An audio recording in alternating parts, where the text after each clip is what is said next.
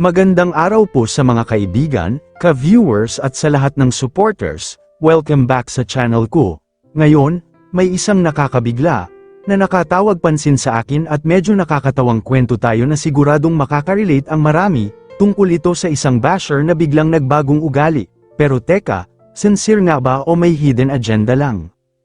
Alam nyo ba yung mga taong kapag wala silang mapakinabangan sa'yo, todo pang aalipusta at pangungutya? Pero kapag biglang may nakita silang oportunidad, biglang bait-baitan, yan ang tatalakayin natin ngayon. Dati-rati, itong basher na to ay galit na galit sa dating best friend ni Medeth, dahil ginagaya raw siya ni Medeth, kasama pa ang mga minions na dating kaibigan niya sa panggagaya. Sa inis ng basher ay binanata niya si Medeth, kasama ng mga dating kaibigan niya at tinawag pa niya yung ex-best friend ni Medeth na Bombay, Malibag, at kulang sa paligo. Grabe diba? Talagang walang pinatawad. Pero heto na ang plot twist, nang magkaroon ng alitan si Medeth at ang ex-best friend niya. Aba, biglang cambio si Basher, biglang bumait, at ang dating panlalait, nawala na parang bula. At hindi lang yun, tinatawag na ngayon ng Basher ang ex-best friend ni Medeth sa kanyang tunay na pangalan. Wow, bilis ng character development.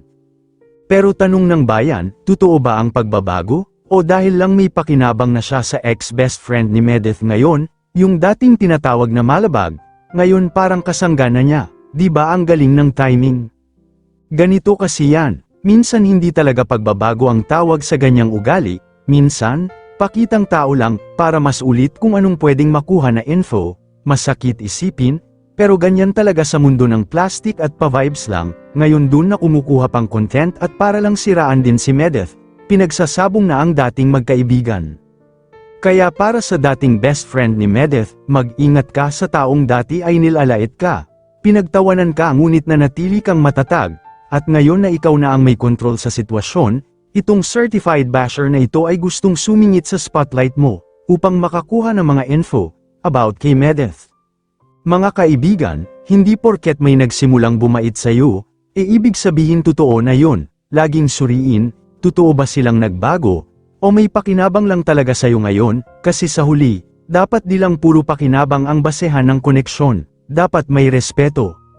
Kung nakarelate ka sa kwentong to o may kwento ka ring ganito, comment mo sa baba, like, share, at subscribe para mas marami pa tayong mapag-usapan. Tandaan, ang respeto, hindi dapat conditional. Hanggang dito po muli mga ka-viewers, maraming salamat po sa inyong lahat.